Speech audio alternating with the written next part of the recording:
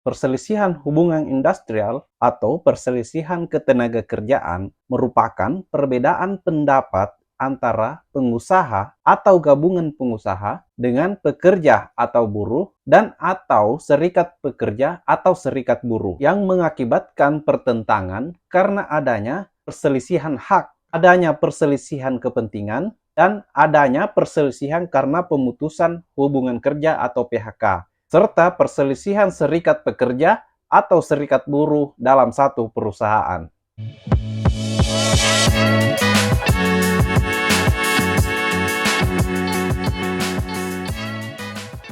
Assalamualaikum warahmatullahi wabarakatuh. Apa kabar teman-teman sekalian? Hari ini semoga kita dalam keadaan sehat walafiat dan senantiasa diberikan kesempatan, untuk bisa menjalankan aktivitas keseharian kita.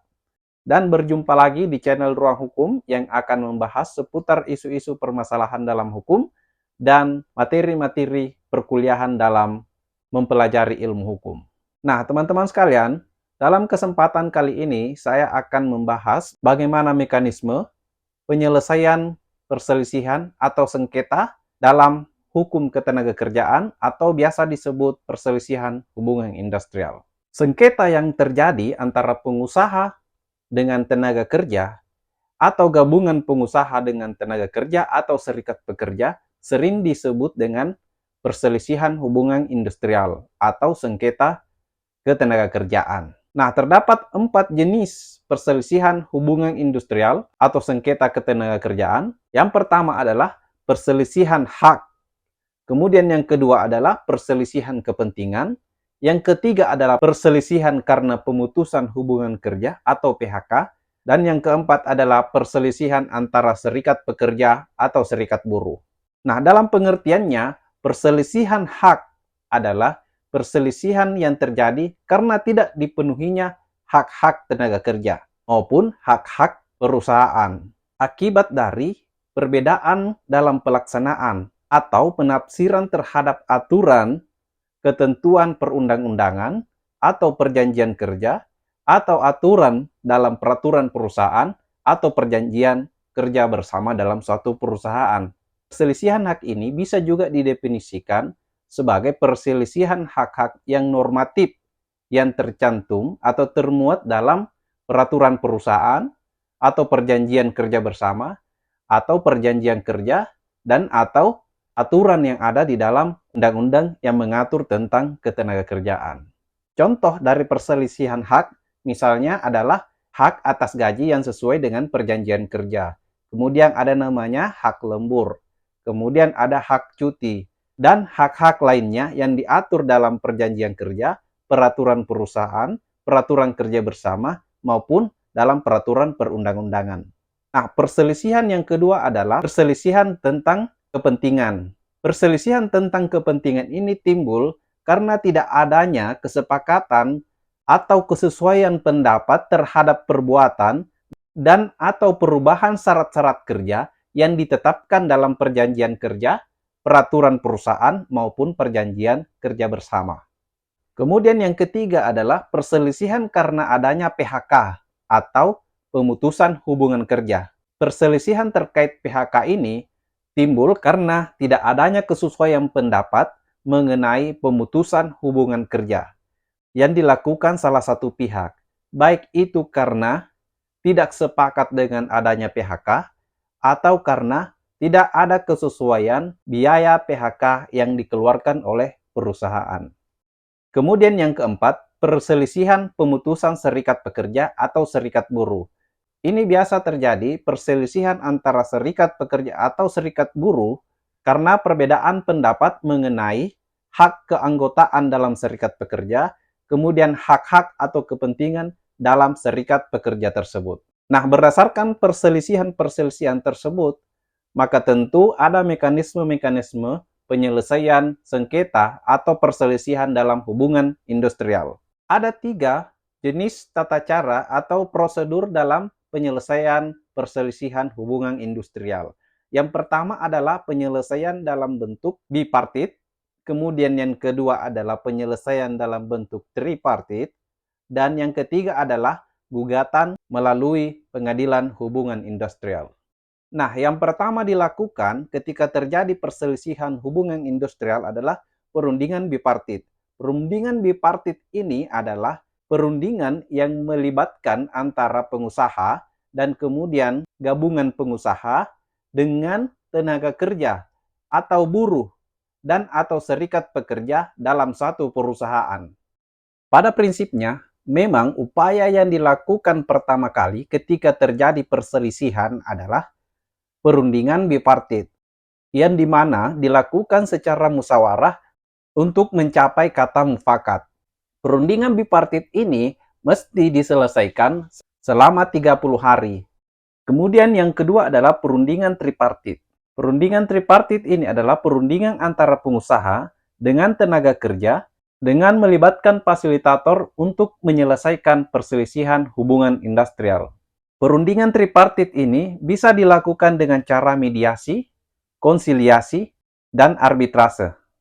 Mediasi dilakukan untuk kasus perselisihan hak, perselisihan kepentingan, PHK, dan perselisihan antara serikat pekerja, yang dimana difasilitasi oleh mediator yang berasal dari kantor instansi yang menaungi perselisihan hubungan industrial. Nah, jika terjadi kesepakatan dalam mediasi ini, maka dibuatkan perjanjian bersama, kesepakatan bersama, yang ditandatangani dan diketahui oleh kedua belah pihak yang disaksikan langsung oleh mediator. Lalu kemudian dapat didaftarkan di pengadilan hubungan industrial atau pengadilan negeri setempat. Nah, apabila tidak terjadi kesepakatan antara kedua belah pihak, maka mediator akan mengeluarkan anjuran tertulis dan para pihak dapat memberikan jawaban atas anjuran tertulis dari mediator tersebut. Apabila tidak ada tanggapan dari para pihak, maka mediasi dianggap gagal.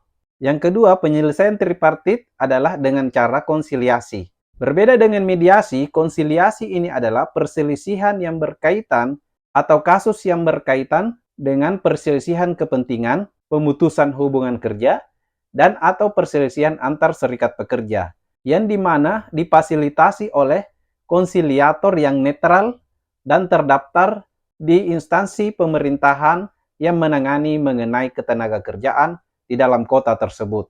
Konsiliasi ini berdasarkan permintaan secara tertulis oleh para pihak yang ditujukan kepada konsiliator yang ditunjuk atau yang disepakati oleh kedua belah pihak.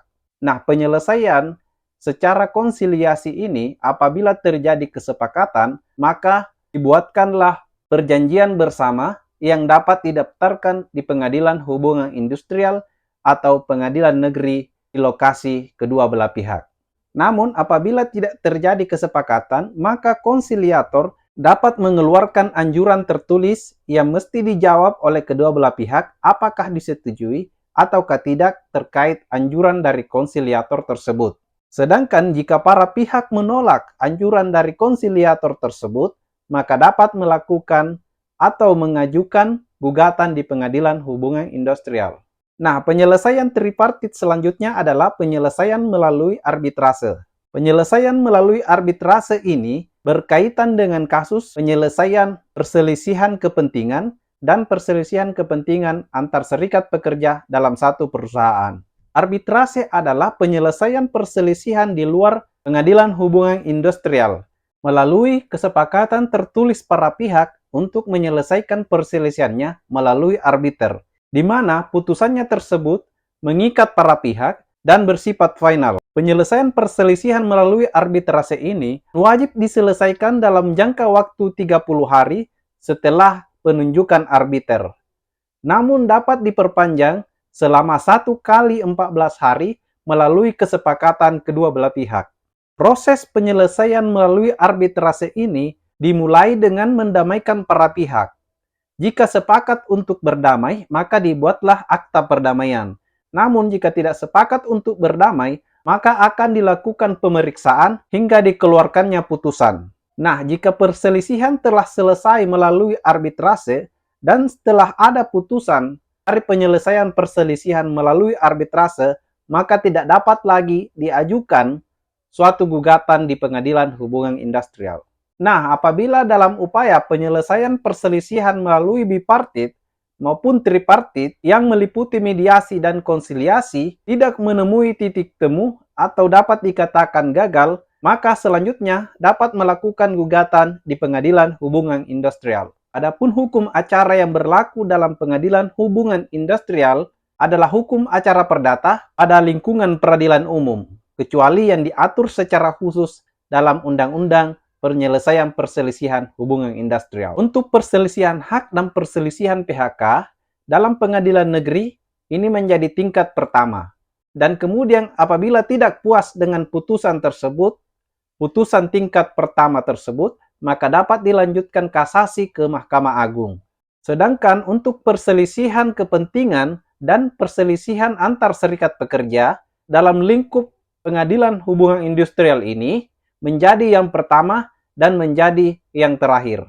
Namun ada hal-hal penting yang mesti diketahui saat mengajukan gugatan di Pengadilan Hubungan Industrial. Di antaranya adalah harus dilampirkan risalah penyelesaian melalui mediasi ataupun konsiliasi. Nama lengkap dan alamat, kemudian pokok-pokok persoalan yang menjadi perselisihan, serta dokumen-dokumen atau surat-surat yang dianggap perlu untuk dibawa di Pengadilan Hubungan Industrial. Setelah gugatan tersebut diajukan, maka akan dilakukan pemeriksaan oleh hakim dan akan diputuskan perkara perselisihan tersebut. Nah, teman-teman sekalian, itulah tadi bagaimana mekanisme penyelesaian perselisihan hubungan industrial. Semoga ini bisa menjadi tambahan pengetahuan hukum teman-teman sekalian, atau bisa menjadi acuan bagi tenaga kerja yang saat ini mengalami perselisihan dalam hal ketenaga kerjaan atau perihal mengenai hubungan industrial. Dan saya ucapkan terima kasih atas apresiasinya dan kesempatannya telah menonton video ini. Semoga ini bisa bermanfaat untuk kita semua, terkhusus bagi saya pribadi. Dan saya akhiri dengan ucapan Assalamualaikum warahmatullahi wabarakatuh.